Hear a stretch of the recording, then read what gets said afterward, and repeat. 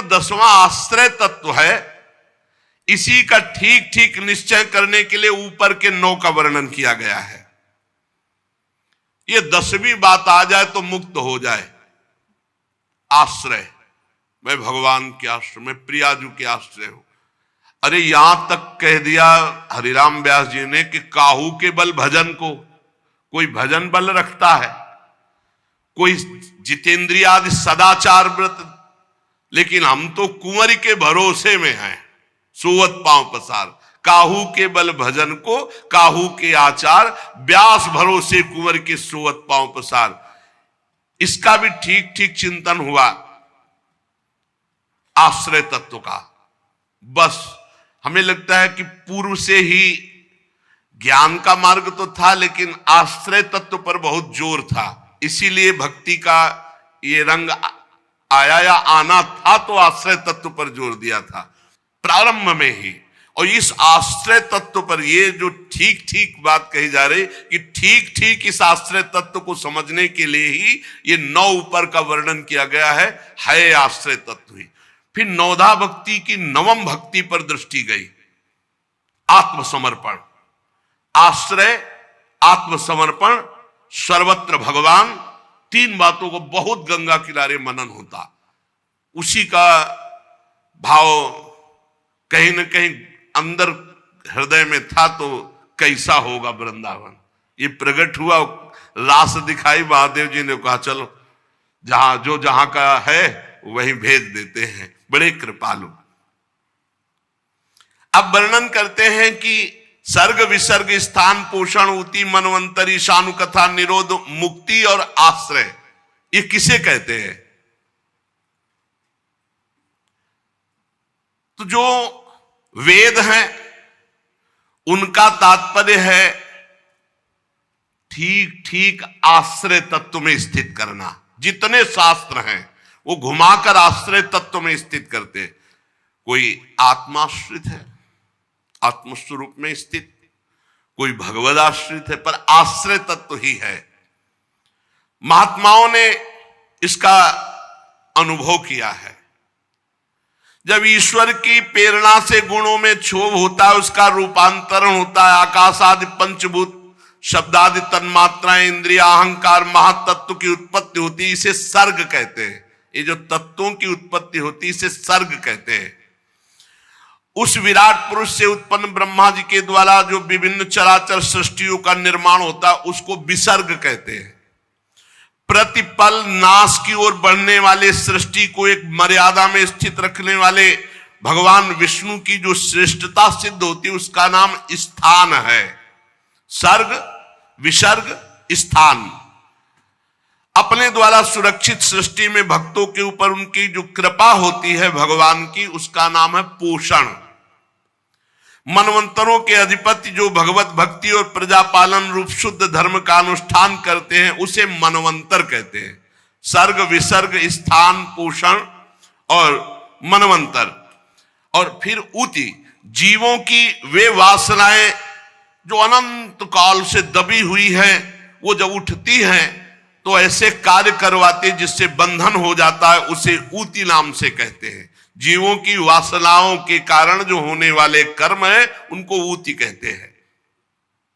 भगवान के विभिन्न अवतारों के और उनके प्रेमी भक्तों की जो विविध कथाएं हैं उनको ईश कथा कहते हैं।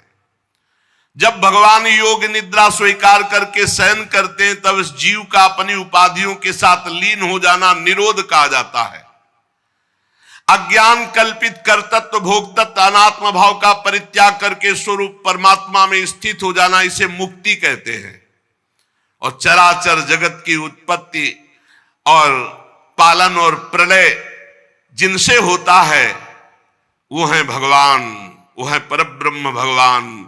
भगवान का आश्रय ही सबकी पूर्णता है, आश्रय भगवान का।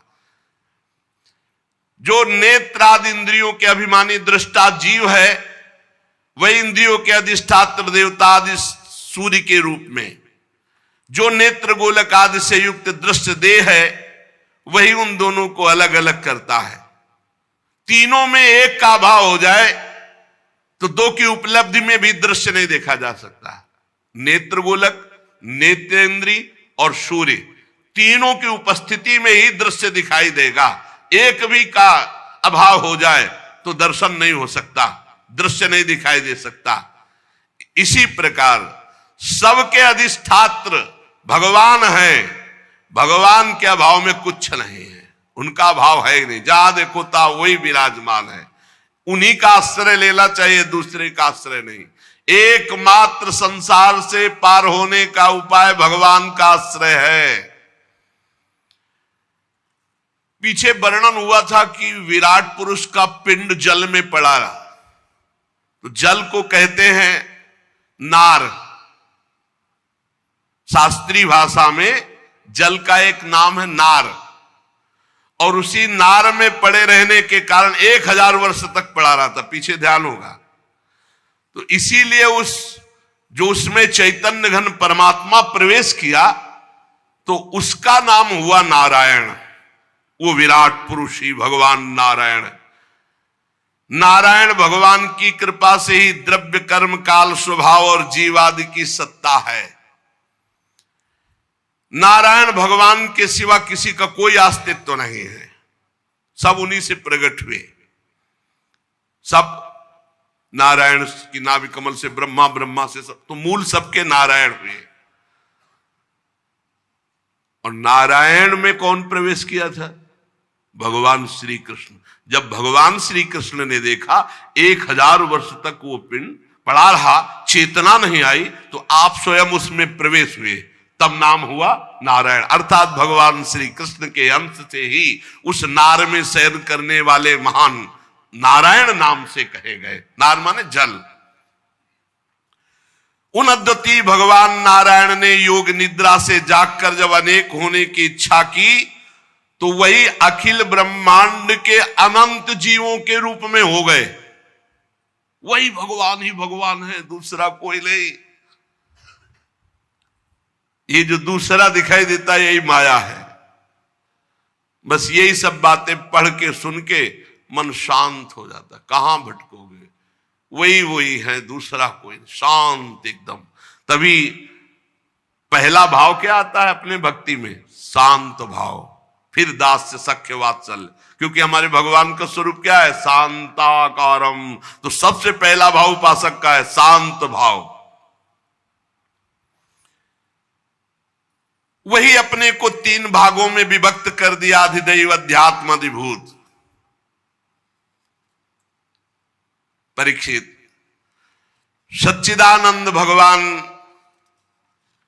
अपने आप को ही विराट रूप में और विराट रूप से अपने आप को ही इस जगत रूप में प्रकाशित कर दिया।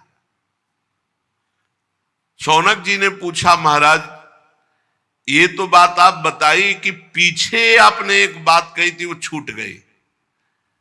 आपने हम लोगों को बताया था कि विदुर जी हस्तिनापुर त्याग कर तीर्थ यात्रा के लिए गए, तो किन किन तीर्थों में गए? और सुना कि विदुर जी की उद्धव जी से वार्ता हुई थी, तो उद्धव जी तो भगवान के बड़े ज्ञानी भक्त, क्या वार्ता हुई? फिर सुना कि विदुर जी मैत्रेय जी से मिले थे, तो मैत्रेय जी तो बहुत उच्च कोटि के महापुरुष हैं, तो उनसे जरूर कोई तत्व वार्ता हुई होगी, वो हम सुनना चाहते हैं। शौनक जी ने सूत जी से प्रश्न किया। भगवान श्री सुखदेव जी ने परीक्षित जी से भी यही कहा, क्योंकि वो भी प्रश्न किए थे। जो पीछे प्रश्न किए थे उनमें बहुत से प्रश्न थे, तो उसमें यह भी प्रश्न था कि भगवान के तत्व का स्वरूप का वर्णन, भगवान के अवतारों के स्वरूप का वर्णन, भगवान एक होकर के अपनी माया को कैसे विस्तार करते हैं। तो कहा, परीक्षित जो तुमने पीछे बात पूछी थी वही पूर्व काल में घटित घटना को हम बता रहे हैं कि विदुर जी ने समस्त सुखों का त्याग कर तीर्थ यात्रा क्यों की, और मैत्रेय जी से मिले, उद्धव जी से मिले, क्या वार्ता हुई। जब ये घटना उस समय की है, सर्वेश्वर भगवान श्री कृष्ण पांडवों के दूत बनकर गए, तब उन्होंने दुर्योधन के महल में एक भी कोई वस्तु स्वीकार नहीं की, खान पान व्यवहार की, और बिना बुलाए विदुर जी के घर गए। पवित्र आत्मा विदुर जी को अपना माना प्रभु ने, और दुर्योधन ने विविध प्रकार से भगवान से कहा, बहुत सी सामग्री आप, भगवान ने कहा दो ही भाव से भोजन पाया जाता है, तो यहां दोनों बातें नहीं, तुम में प्रीति नहीं, हम में भूख नहीं। और उसी समय विदुर जी के घर जाके कह रहे बहुत भूख लगी है, लाओ। विदुरानी छिलका पवाती है और गूदा फेंक देती है। परीक्षित जी ने पूछा, प्रभु मैत्रेय जी तो असाधारण महापुरुष हैं, विदुर जी का समागम कहां हो गया? और मैत्रेय जी जैसे महात्मा विदुर जी जैसे प्रश्न करता तो साधु शिरोमणि बड़ा सुंदर उत्तर होगा, हम सुनना चाहते हैं। भगवान सुखदेव जी ने कहा, परीक्षित, राजा धृतराष्ट्र अपने अन्यायी पुत्रों से बहुत मोहित थे, जानते थे कि अन्याय कर रहे हैं, लेकिन दस्तखत वही करते थे जो दुर्योधन कहता था। वो अपने भाई पांडु के अनाथ बालकों को लाक्षा भवन में जलाने के लिए भेज दिया था, आग लगवा दी, पर भगवान की कृपा और विदुर जी की प्रवीणता से वो बच गए। फिर उनकी पुत्रवधू महाराज युधिष्ठिर की पटरानी द्रौपदी के केस घसीटता हुआ दुशासन सभा में लाता है। द्रौपदी के अश्रुधारा चल रही है, किंतु धृतराष्ट्र ने अपने कुकर्मी पुत्रों को उस समय भी नहीं डांटा, वहां भी दस्तखत। और क्या बताएं, सत्यपरायण धर्मराज युधिष्ठिर को छल पूर्वक अन्याय पूर्वक जुए में हरा दिया गया और उन्हें वनवास दिया गया। वनवास भोगने के बाद फिर लौटकर जब आए और अपनी पैतृक संपत्ति मांगी तो उन्होंने उनका हिस्सा देना अस्वीकार कर दिया। जब इस विषय पर भगवान श्री कृष्ण कौरवों की सभा में हित भरे सुमधुर वचन जाकर के बोले, जो भीष्मादि को तो अमृत जैसे लगे, पर कुरुराज को वो विष जैसे लगे। फिर भी धृतराष्ट्र की बुद्धि काम नहीं की और पुत्र मोहवशात भगवान की बात नहीं मानी, क्योंकि सारे पुण्य उनके नष्ट हो चुके थे, मानते भी तो कैसे। जब विदुर जी ने देखा कि भगवान की आज्ञा का उल्लंघन हो रहा है, तो विदुर जी ने धृतराष्ट्र से कहा, जिसे विदुर नीति कहते हैं, महाराज अजात शत्रु महात्मा युधिष्ठिर को उनका हिस्सा दे दीजिए। आप असहनीय अपराध कर रहे हैं, भगवान की भी बात नहीं मान रहे, पांडव वनवास करके आए फिर भी उनका हिस्सा नहीं दे रहे। हमें बहुत डर लग रहा है कि ये पांडव अगर क्रोधित हो गए तो महाराज आपके वंश का विनाश हो जाएगा। ये भीम सांप की तरह सांस ले रहा है, बस भगवान की आज्ञा का इंतजार कर रहा है। इसकी फुफकार में तुम्हारे एको पुत्र नहीं बचेंगे, महाराज हम आपको बताए देते हैं। आपको पता नहीं है कि पांडवों के पक्ष में अखिल कोटि ब्रह्मांड नायक ये श्री कृष्ण है, ये परमात्मा है। ये यदुवीरों के आराध्य देव कोई मनुष्य नहीं है, ये परब्रह्म परमात्मा है। ये द्वारिका में विराजमान रहकर ही तुम्हें नष्ट कर सकते हैं, आने की जरूरत भी नहीं। पृथ्वी के बड़े बड़े राजा या बड़े बड़े ब्रह्म ऋषि देवता ये उसी पक्ष में रहते हैं जिस पक्ष में भगवान होते हैं।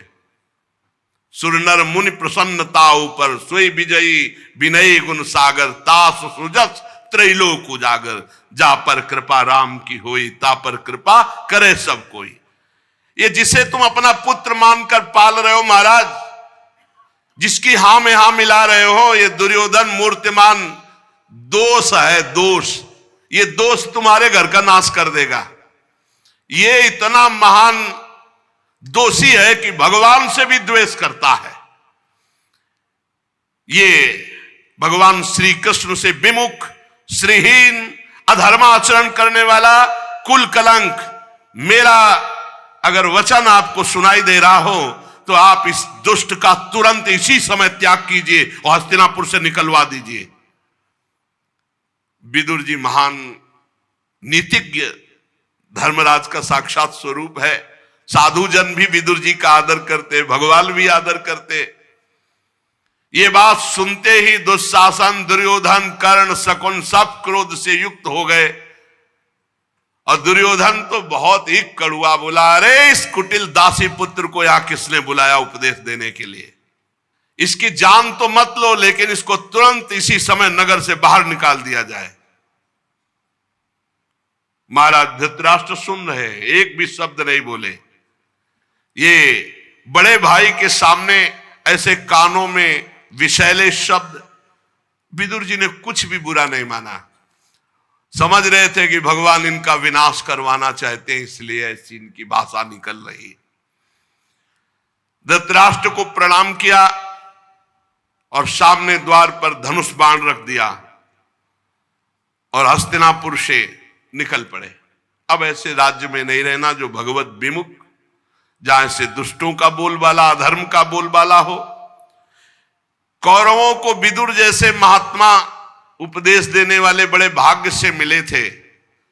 जे भी हस्तिनापुर से चले तो सबके पुण्य नष्ट हो गए। कौरव पक्ष के अपमान कर दिया विदुर जैसे महात्मा का।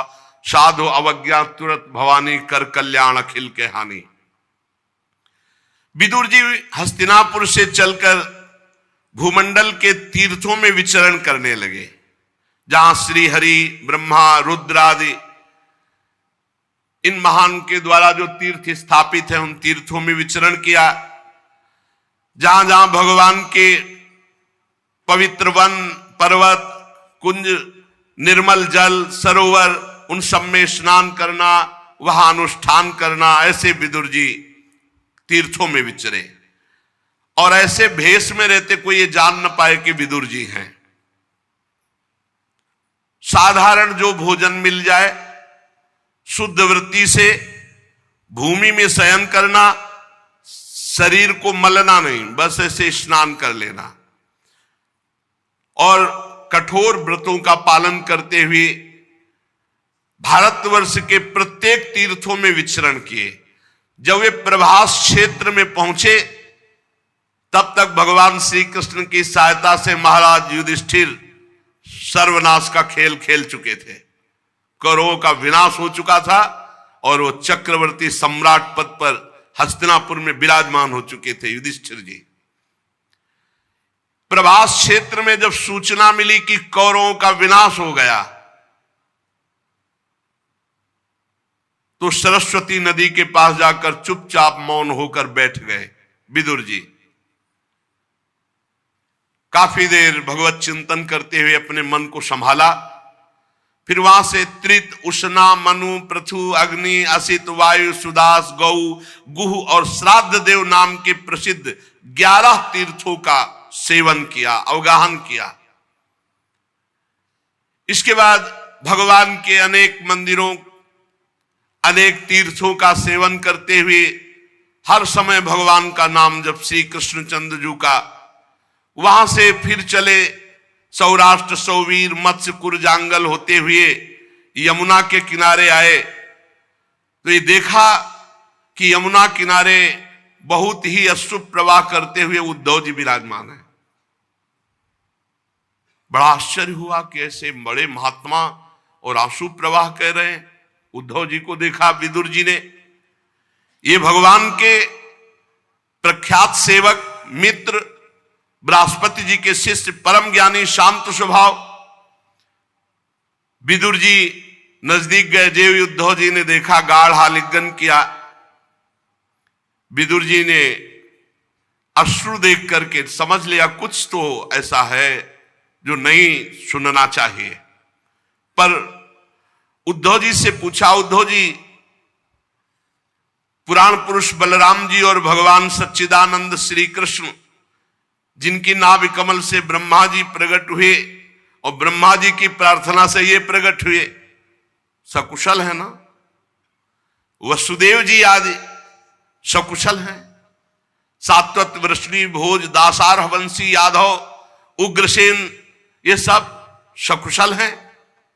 महाराज युधिष्ठिर अपनी अर्जुन और श्री कृष्ण रूपी दोनों भुजाओं की सहायता से अब न्याय पूर्वक प्रजा का पालन कर रहे हैं, सकुशल है।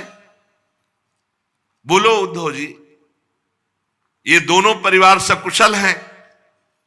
श्री सुखदेव जी कहते हैं कि जब विदुर जी ऐसा पूछने लगे तो उद्धव जी और रोने लगे। अपने स्वामी का स्मरण आ जाने से वो कुछ भी उत्तर न दे सके। बाल्यावस्था से भगवान श्री कृष्ण में आसक्त थे उद्धव, भगवान के साथ रहे हैं, अब तो वृद्ध हो गए हैं। बाल्यावस्था से भगवान की चिंतन में, भगवान के ही गुणगान में, अब तो वृद्ध हो गए, भगवान के साथ रहते रहे। और विदुर जी के पूछने पर तो और फफक कर रोने लगे। विदुर जी का हृदय घबरा गया। उद्धव जी श्री कृष्ण के चरणारविंद मकरंद के सुधा सरोवर में बोल न सके। आनंद मगन होकर तीव्र भक्ति के द्वारा उनकी बड़ी ऊंची स्थिति, वृद्ध शरीर, शरीर में रोमांच, मुंदे हुए नेत्रों से प्रेमाश्रुधारा। विदुर जी ऐसे उद्धव जी के दर्शन करके बहुत कृतकृत्य हो रहे हैं। कुछ समय बाद उद्धव जी बाह्य दशा को प्राप्त हुए और विदुर जी से कहने लगे, विदुर जी जो आप पूछ रहे हो हम उन प्रभु से वंचित हो गए हैं। भगवान श्री कृष्ण रूपी सूर्य अस्त हो गया है। विदुर जी मैं क्या कुशल सुनाऊं, अब ये मनुष्य लोग बड़ा भागा हो गया है और यदुवंशी तो नितांत अभागे, भाग्यहीन हो गए। क्योंकि जब श्री कृष्ण के साथ रहते थे उन्होंने पहचाना ही नहीं कि परब्रह्म परमात्मा है। जिस तरह समुद्र में अमृत था पर मछलियां नहीं पहचान पाई कि समुद्र में अमृत है, ऐसे ही यदुवंशी लोग बस भगवान को एक श्रेष्ठ योगी समझते, ये नहीं समझ पाए कि सर्वात्मा भगवान है। सर्वांतर्यामी भगवान को एक श्रेष्ठ योगी, एक श्रेष्ठ यादव, भगवान की माया से मोहित इन यदुवंशियों ने भगवान की निंदा तक की, शिशुपाल आदि। ये नहीं समझ पाए आज मैं उन्हीं भगवान से वंचित हो गया हूं। उद्धव जी कह रहे जिन्होंने कभी तपस्या नहीं की थी उन लोगों ने भी दर्शन भगवान का पाया। विदुर जी आज वही त्रिभुवन मोहन रूप अंतर ध्यान हो गया है। अब भगवान प्रगट में अपने रूप को नहीं रखा, अंतर ध्यान कर लिया। मेरे नेत्र ही छिन गए और उद्धव जी रोने लगे। भगवान ने योग माया का प्रभाव दिखाने के लिए मानव लीलाओं के योग्य जो दिव्य श्री विग्रह प्रकट किया था, बड़ा ही सुंदर, बड़ा ही नयनाभिराम, महाराज वो रूप अब अंतर्धान हो चुका है। भगवान ने लीला संवरण कर ली है। धर्मराज युधिष्ठिर के राजसूय यज्ञ में जिसने भगवान के उस नयनाभिराम रूप को देखा, त्रिलोकी में सब कोई लुभायमान हो गया। उनका प्रेम पूर्ण हंसना, विनोद भरी बातें करना, लीला में देखना महाराज चित्त को चुरा लिया। जैसे कोई कठपुतली चलाने वाले के अनुसार चलती है, वैसे जिसने एक बार रूप देखा वो कठपुतली बन गया उनका। बड़े बड़े महात्माओं के द्वारा आराधन करने योग्य रूप। अजन्मा भगवान ने वसुदेव जी के यहां जन्म लेने की लीला की। सबको अभय देने वाले होने पर भी कंस के भय से ब्रज में जाके छिपे रहना, अनंत पराक्रमी होने पर भी काल यवन के सामने मथुरापुरी को छोड़कर भागना। जब मैं लीलाएं याद करता हूं तो मैं बेचैन हो जाता हूं। मुझे याद है जब देवकी वसुदेव की चरण वंदना करके उन्होंने कहा तब पिताजी माताजी, कंस का बड़ा भय रहने के कारण मुझे आपकी कोई सेवा न बन सके, इसलिए मेरे अपराध को क्षमा करके आप प्रसन्न हो जाएं। ये बातें जब मैं याद करता हूं तो हे विदुर जी, मेरा चित्त व्यथित हो रहा। वो परमात्मा होकर कैसे बोल रहे थे, जिन्होंने काल रूप अपनी भ्रकुटी विलास से पृथ्वी का सारा भार उतार दिया। उन श्री कृष्ण के पाद पद्म पराग से युक्त ऐसा कौन होगा जो उनको भूल सके। आज मैं उनसे रहित हो गया हूं। आप लोगों ने राजस्व यज्ञ में प्रत्यक्ष देखा था कि गिन गिन कर गालियां दे रहा था शिशुपाल भगवान श्री कृष्ण को, और जब भगवान ने सुदर्शन चक्र से प्रहार किया तो उसको वो गति मिली जो बड़े बड़े योगी मुनियों के द्वारा वांछित है। भला ऐसे श्री कृष्ण का मैं कैसे विरह सह सकता हूं। हमारे सामने भगवान का मुख रहा, हमारे सामने भगवान की सब बातें क्रीड़ा रही, अब वो सब चली गई। अब कैसे जीऊं। भगवान परम धाम को चले गए हैं। अरे वो तीनों लोकों के अधीश्वर, उनके समान कोई नहीं, तो उनसे बढ़कर कौन हो सकता है।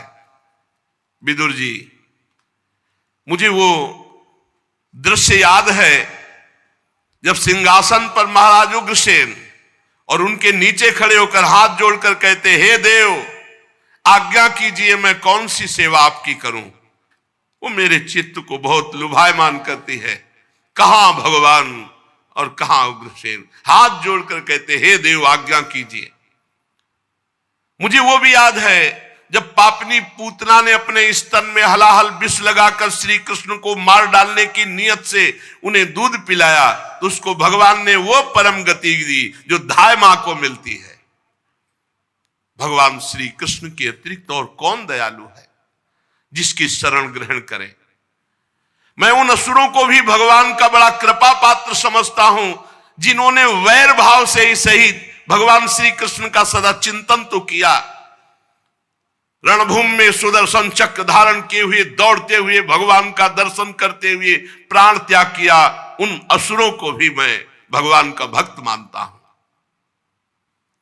ब्रह्मा जी की प्रार्थना से पृथ्वी का भार उतारकर उसे सुखी करने के लिए कंस के कारागार में वसुदेव देवकी के यहां भगवान अवतार लेते हैं। कंस के डर से पिता वसुदेव जी ने उन्हें नंद बाबा के ब्रज में पहुंचा दिया। वहां वे बलराम जी के साथ 11 वर्ष तक ब्रज लीला करके फिर यमुना के उपवन में हरे वृक्षों में कलरव करते हुए पक्षियों के झुंड में बछड़े चराते हुए ग्वाल बाल की मंडली में ब्रजवासियों की दृष्टि आकृष्ट करने के लिए बाल लीला करते हुए कभी रोते कभी हंसते कभी खेलते, ऐसे ब्रजवासियों को 11 वर्ष तक सुख दिया। ब्रज में बैल बछड़ों गौओं को चराते हुए अपने अधरों पर बांसुरी बजाकर गोपियों को ब्रजवासियों को बड़ा सुख देते हुए कंस ने उन्हें मारने के लिए मायावी मनमाना रूप धारण करने वाले राक्षसों को भेजा। अगासुर बकासुर भगवान ने खेल खेल में मार डाला, जैसे बालक खिलौनों को तोड़ फोड़ डालता है।